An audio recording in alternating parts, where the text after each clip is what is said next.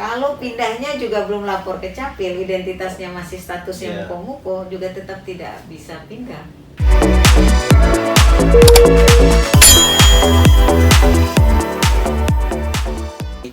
Salam hormat teman-teman pemilih, terkhusus teman-teman penyelenggara se-Indonesia, terkhusus wilayah Provinsi Bengkulu dan Kabupaten Mukomuko.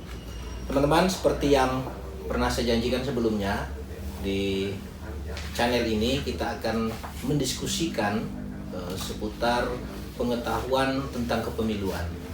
Nah, kali ini saya sudah bersama narasumber yang tentunya berkompeten di bidangnya. Perkenalkan, beliau adalah anggota KPU Provinsi Bengkulu, Divisi Data, Bu Siti Baroroh. Assalamualaikum. Waalaikumsalam. Gimana Bu, kabarnya sehat? Alhamdulillah. Nah, teman-teman pemilih dan teman-teman penyelenggara dimanapun Anda berada, hari ini kita akan bincang-bincang terkait bagaimana sesungguhnya masyarakat itu bisa menggunakan hak pilihnya. Lalu kemudian apa saja yang harus dilakukan, baik itu penyelenggara maupun masyarakat sebagai pemilih, agar kemudian hak pilihnya yang ini selalu di setiap pemilu pasti jadi persoalan.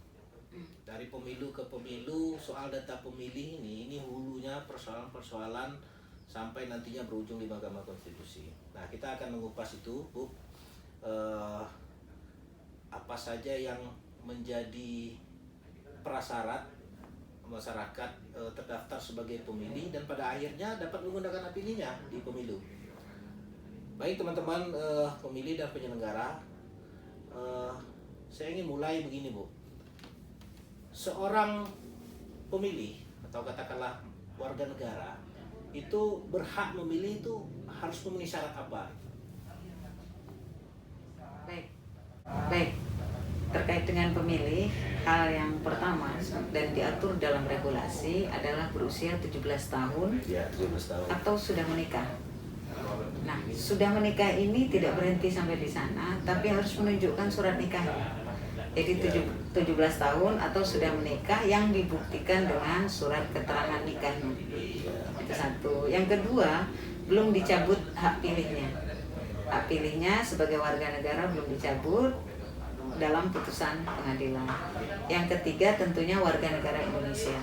Jadi kalau bukan warga negara Indonesia, walaupun sudah berumur 17 tahun, itu tidak bisa masuk dalam daftar pemilih tetap. Oke. Ada 3 hal berarti kan. Ya. Pertama usia 17 tahun, lalu kemudian sudah menikah dan warga negara Indonesia ini menjadi persyarat. Lalu kemudian di pemilu kita ini kan ada pemilu legislatif, kemudian presiden, ada pemilihan kepala daerah. Nah, apakah status kewarganegaraan yang bersangkutan lalu kemudian ada kaitannya tidak dengan data yang tertera di KTP elektronik dan domisilinya pada saat itu? Ya, jadi dalam regulasi ditegaskan bahwa dia harus berdomisili sesuai dengan identitas kependudukannya. Ya, sesuai dengan alamat KTP Ya, ya. sesuai dengan alamat KTP-nya.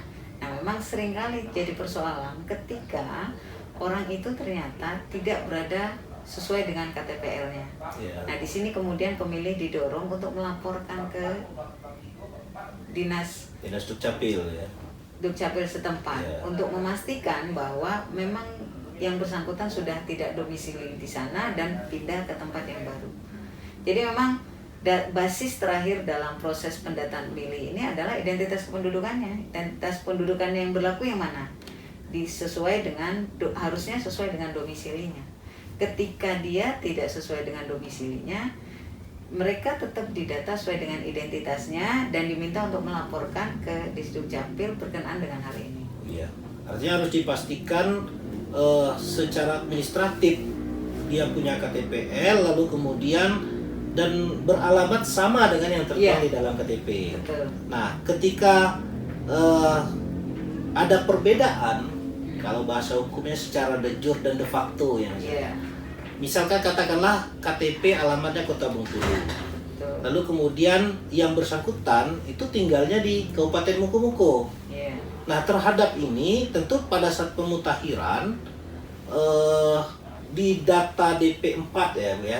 DP4 artinya terdaftar secara administrasi masih di Kota Bengkulu nih. Iya. Nah, bagaimana kemudian menyelesaikan persoalan ini, Bu? Yang bersangkutan dihubungi oleh petugas kita di Iya. lapangan. Kalau dia tetap mempertahankan sesuai dengan identitas kependudukannya, maka datanya akan dikembalikan ke kota. Oh gitu. Bisa nggak kira-kira, Bu? Dia minta keterangan sama Pak Kades, kan? Misalnya dia domisilinya di desa A, katakanlah di Kabupaten Muko-Muko. Karena KTP-nya nih KTP Kota Bengkulu, dia minta keterangan sama Pak Kades nih. Pak Kades tolong buat keterangan bahwa saya benar-benar tinggal di sini supaya bisa milih di sini. Bisa nggak itu berlaku? Enggak, karena Bisa ya. karena kembali ke penanggung jawab identitas kependudukan yang bersangkutan adalah Disdukcapil, maka yang mengeluarkan adalah Dinas Kependudukan Dinas Catatan Dukcapil. Sipil. Kalau mereka mintanya ke Disdukcapil, kita akan buat. Tapi Ya. kalau mintanya ke Kades, kita tidak bisa gunakan. Oh, gitu. Jadi legalitasnya di Dukcapil. Iya. Artinya pilihannya robah alamat di KTP-nya, Iya, pindah katakanlah pindah alamat di KTP atau yang bersangkutan kembali ke alamat di tempat di mana KTP-nya tertera gitu. Betul. Di Kota Bengkulu. betul. Nah, ini kan kejadian nih, Bu. Pengalaman kita di pemilu 2019 lalu. Hmm, Yang bersangkutan ini alamat KTP-nya di luar Provinsi Bengkulu nih. hmm. Lalu tidak mengurus Iya. pindah administrasi kependudukannya, masih mempertahankan KTP, tapi ngotot nih, Bu. Ngotot mau milih di wilayah kami Muko-Muko. Mau milih bahkan sampai bicara soal hak dasar. Kita ketahui bahwa hak memilih ini kan hak dasar yang dijamin oleh Undang-Undang Dasar. Undang-Undang Dasar memang menjamin setiap warga negara berhak memilih dan dipilih. Betul. Nah, terhadap kasus-kasus begini, ini di lapangan, biasanya teman-teman di KPPS ini kan agak kebingungan nih Betul. menyelesaikan. Nah, ini saran kita untuk pemilih yang bersangkutan, apa langkah baiknya untuk dilakukan? Oke. Ini pertama, kita harus memahami pemilu dengan yang lalu itu berbeda. Karena Ya. kemarin berbarengan dengan presiden. Karena berbarengan dengan presiden, maka selama dia warga negara Indonesia, ada hak memilihnya itu di presidennya. Iya. Jadi memang dia tidak berhak, misalkan nih ada warga provinsi lain ingin memilih dalam wilayah provinsi Bengkulu. Iya. Secara data pemilih, mereka tidak bisa masuk dalam DPT kita, DPT Betul. wilayah provinsi Bengkulu. Nah, Tapi hak memilih, Dia bisa milih dia presiden. bisa milih, Ya. tapi presiden. iya betul. Nah, seringkali kita keliru memahami ini. Jadi betul dia punya hak dasar untuk memilih, tapi hanya sebatas presiden. Beda nanti di pemilu, di pemilihan gubernur ya, kepala Ya, daerah ya. atau bupati, itu berbeda. Jadi karena kita kemarin di 2019 berbarengan dengan presiden, karena di pemilu sebelumnya kan nggak bareng nih antara Ya, pileg dan ya, betul. pilpres. Nah sekarang ini istimewa di Benar. 2019, sehingga dia bisa memilih, misalkan di Muko-Muko misalkan, yang provinsi lain bisa memilih, tapi catatannya statusnya adalah pindah memilih, Pindah memilih, dengan ya. catatan dia sudah terdata di provinsi di mana sesuai dengan identitasnya. KTP-nya ya. Iya, kalau alamat KTP-nya di provinsi A, dia harus terdata dulu sehingga nanti akan dibantu statusnya sebagai pemilih pindah. Ya, artinya yang bersangkutan harus proaktif dong, Bu. Iya, Artinya dia harus cek dulu nih. iya, Nah, kita nih kan KPU nih dengan jargon melayani. Iya. Memungkinkan tidak terhadap kasus-kasus ini kita memfasilitasi atau membantu proses agar kemudian warga negara tersebut tidak hilang hak pilihnya. Memungkinkan tidak, misalkan katakanlah KPU kabupaten ataupun KPU provinsi yang mengkomunikasikan ke wilayah-wilayah kerja KPU lain untuk memastikan itu. Memungkinkan tidak kita, Bu? iya. Itu yang kita lakukan 2019 yang lalu. Iya. 2019 yang lalu dengan web lindungi hak pilihmu.kpu.go.id, semua orang dalam wilayah negara Republik Indonesia ini bisa cek apakah dia terdata atau enggak.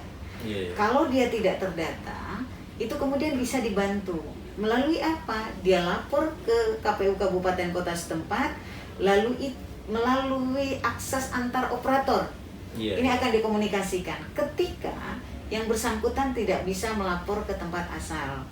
Kan kita berharap awalnya bahwa pihak keluarganya di tempat asal itu kan menginformasikan, mengurus. Yang mengurus. Tapi kalau ternyata tidak bisa, kita bisa komunikasikan lewat antar operator dalam wilayah KPU ya. Antar operator nanti akan komunikasikan sesuai dengan dia di mana identitasnya. Artinya sampai sebegitunya Iya. KPU ingin memastikan agar semua warga negara itu bisa memilih. Iya, Bahkan itu yang harus kita lakukan. sampai mensonding di wilayah asal apakah ini tidak terdaftar. Karena memang Bu, hampir di seluruh wilayah Indonesia soal data pemilih ini menjadi seakan-akan menjadi permasalahan yang tidak ada jalan keluarnya. Padahal sesungguhnya di regulasi sudah sangat jelas. Iya. Maka kemudian memang penting peran pemilih itu sendiri untuk memastikan dirinya. Betul. Nah, ini kira-kira kiat-kiat apa nih kalau kita sampaikan kepada teman-teman pemilih? Sesungguhnya apa yang harus mereka lakukan secara proaktif agar kemudian proses pemutakhiran ini petugas KPU bisa bekerja dengan baik, pemilih pun dapat menggunakan hak pilihnya. Nah, ini apa yang harus dilakukan oleh masyarakat untuk memastikan biasanya Bu, masyarakat ini malas untuk ngecek dia terdaftar atau belum nih. Padahal kita ketahui KPU sudah berinovasi luar biasa. Jangankan harus datang ke kantor desa, sudah bisa cek lewat informasinya, sudah bisa cek lewat gadget ini kan. Iya. Nah, ini tentu harus peran aktif masyarakat dong untuk memastikan dirinya. Iya. Nah, ini himbauan Ibu ke teman-teman pemilih apa kira-kira nih untuk biar nanti pas di TPS jangan ribut-ribut nih soal pemilih gitu. Betul. Jadi sekarang ini kan di KPU ada program data pemilih berkelanjutan. Ya. Jadi di program itu nanti setiap bulan KPU kabupaten kota akan melakukan pengecekan, menganalisis data pemilih ini, dan silakan pemilih sesuai dengan wilayah kabupaten kotanya. Kalau malas buka gadgetnya, misalkan buka web, minimal main ke KPU, sampaikan bahwa tolong dicek dong aku ada nggak, atau mungkin kalau mau pindah, misalkan dari kecamatan A mau pindah ke kecamatan B, mungkin bisa di sana, bisa melalui main ke KPU. Kalau juga males buka internet untuk ngecek status datanya, bisa main KPU, nanti sampaikan melalui PPID yang di depannya untuk memastikan apakah dia sudah terdata di tempat barunya atau tidak. Dan tentunya tidak mungkin dia terdata di tempat baru ketika dia tidak melapor. Ya. Betul. Jadi paling tidak dia silakan syukur kalau dia bisa berkenan untuk cek. Jadi KPU Kabupaten Kota setiap webnya akan membuka akses itu. Jadi semua masyarakat dalam wilayahnya bisa akses apakah dia terdata atau tidak. Tapi kalau masyarakat juga enggan untuk buka akses, aku pengen main aja ke KPU, malah lebih bagus, silahkan nanti langsung sampaikan informasinya ke PPID di setiap kantor KPU Kabupaten Kota. Artinya KPU sangat membuka ruang itu. Nah, ini Ibu singgung tadi soal pemutakhiran pemilih berkelanjutan. Artinya sekarang KPU untuk pemilu yang akan datang udah mikirkan nih. Iya. Udah mikirkan bagaimana perpindahan pemilih. Iya. Artinya perlu peran masyarakat juga dong untuk, misal katakanlah saya hari ini berdomisili di Mukomuko. Suatu ketika saya mau pindah nih ke kabupaten lain dalam wilayah Provinsi Bengkulu ataupun di luar Provinsi Bengkulu. Sebaiknya saya lapor nih kan, supaya nanti teman-teman pada saat pemutakhiran kerjanya lebih gampang. Betul. Berarti sekarang KPU sudah menggunakan database itu untuk kemudian pada saat pemutakhiran di pemilu yang akan datang, persoalan-persoalan ini sudah bisa diminimalisir. Betul. Ya. Jadi ketika kemudian dari Mukomuko misalkan mau pindah ke kota, otomatis kan data kependudukannya pun juga akan berubah ke kota. Ya. Nah, ini juga perlu dipastikan ke KPU kabupaten kotanya, apakah kemudian datanya itu juga berganti. Kalau memang belum berubah, nah silakan lapor ke KPU untuk kemudian lakukan perubahan. Tentunya berdasarkan identitas. Kalau pindahnya juga belum lapor ke Capil, identitasnya masih statusnya Iya. muko-muko, juga tetap tidak bisa pindah. Iya. Jadi sesuai dengan status identitas kependudukannya juga. Jadi pindahnya pun harus disertai dengan identitas kependudukan. Artinya harus sinkron ya. Iya, betul. Tidak cukup hanya kemudian melapor saja ke KPU. Ya, harus tapi dibarengi. identitasnya tidak Iya. pindah, ya nggak bisa juga. Nah, terhadap persoalan ini KPU, artinya kan ada dua lembaga yang berkepentingan terhadap ini, KPU dan Dukcapil. Nah, dalam proses ini apakah ada komunikasi KPU dengan Dukcapil untuk menyelesaikan persoalan ini? Ya, jadi memang KPU itu kan tersentra. Jadi setiap semester, setiap 6 bulan, KPU RI menerima dari Mendagri, dalam Ya, hal ini Dirjen Dukcapil, data tersebut. Nah, setiap 6 bulan terima, lalu kemudian data itu kemudian disandingkan dengan data KPU berkenaan dengan hal ini. Lalu bagaimana di kabupaten kota? Nah, di kabupaten kota setiap bulan teman-teman berkoordinasi dengan Capil. Nah, setiap bulan berkoordinasi terhadap kemungkinan ada perubahan nggak dari data kependudukan dalam wilayah itu. Yeah. Kalaupun ada perubahan, nanti kemudian disanding. Jadi prosesnya adalah menyanding data. Jadi bukan minta ke Capil datanya, tidak. Tapi teman-teman KPU sanding data dengan data yang dinas atau instansi yang berkenaan dengan data kependudukan. Dalam hal ini kan Capil. Nah, terkait dengan misalkan yang TNI Polri gitu loh, apakah berubah atau enggak, nanti bisa juga teman-teman KPU berkoordinasi dengan instansi terkait berkenaan dengan hal ini. Jadi setiap bulan mereka akan lakukan update data dari hasil sanding data dengan Capil, mungkin dengan teman-teman di TNI Polri, di dinas tersebut, dan sementara itu. Kalaupun ada dinas lainnya yang berkenaan dengan kependudukan, yang jelas hasil dari sana itu kemudian proses update data dilakukan, dan setiap bulan teman-teman KPU Kabupaten Kota akan merekap berapa sungguhnya data pemilih setiap bulannya di kabupaten kota tersebut. Oh, di rekapitulasi terus gitu ya. Direkap. Jadi ini luar biasa sekali ikhtiar KPU. Yeah. Ikhtiar KPU untuk memastikan pemilih. Meskipun di setiap pemilu KPU selalu dituding nih kan. Dituding menghilangkan hak pilih warga negara. Ini kan tudingan-tudingan yang kerap sekali muncul nih, Bu.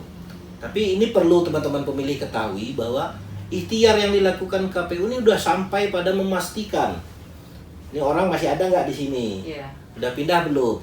Nah, tentunya Dukcapil pun harus membuka diri. Sejauh ini bagaimana dengan Dukcapil, Bu? Koordinasi dengan Dukcapil?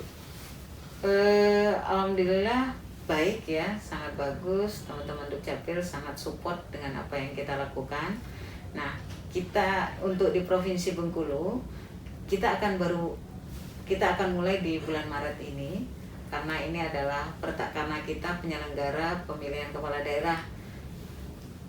Yang kemarin sudah berlangsung itu adalah teman-teman dari provinsi, kabupaten yang tidak menyelenggarakan kepala daerah. Nah, untuk kita karena penyelenggara pemilihan kepala daerah, kita baru akan mulai Maret untuk rekap setiap 3 bulannya di provinsi. Setiap 3 bulan di provinsi, dan setiap bulannya dilakukan update di kabupaten kota. Nah, untuk kita penyelenggara di kabupaten kota, karena penyelenggara kepala daerah itu insya Allah mulai bulan April mulai efektif untuk koordinasi dengan Capilnya, sanding data berkenaan dengan hal ini, lalu lakukan update data pemilih. Iya. Ya. Kalau sekarang kan hanya data DPT ditambah daftar pemilih tambahan. Hanya itu saja dasar kita. Berikutnya akan lakukan update dengan koordinasi dinas instansi setempat.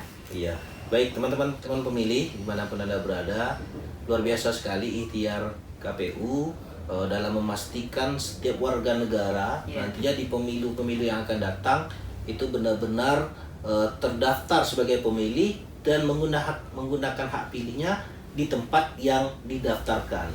Dan ketika ada persoalan pindah pemilih itu pun diurus. Luar biasa sekali KPU bersama-sama dengan pemerintah, dalam hal ini Dukcapil, itu mengurus masyarakat agar kemudian hak dasarnya sebagai pemilih itu dapat digunakan di pemilu.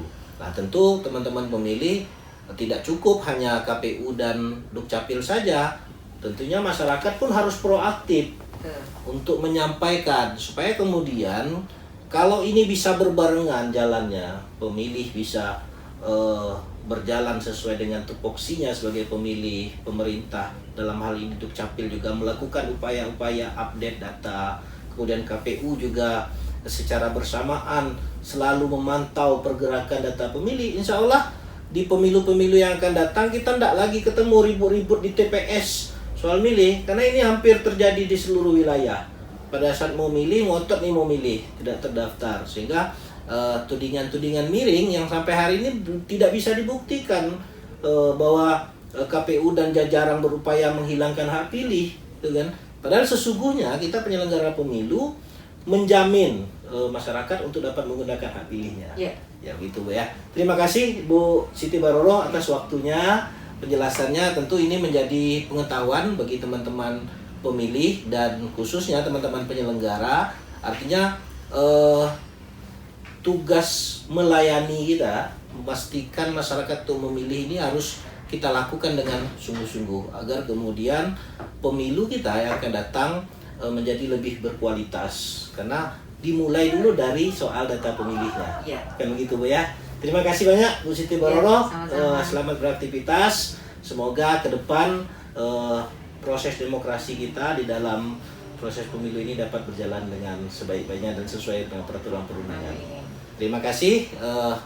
Itulah tadi teman-teman pemilih dan teman-teman penyelenggara bincang-bincang kita dengan anggota KPU Provinsi Bengkulu terkait data pemilih. Tentu nanti kita akan diskusi juga dengan komisioner yang lain. Mudah-mudahan kita diberi kesempatan untuk bisa mendiskusikan agar kemudian menjadi informasi yang berguna untuk masyarakat pemilih dan teman-teman penyelenggara. Sekian dari saya, terima kasih. Salam hormat kami dari KPU.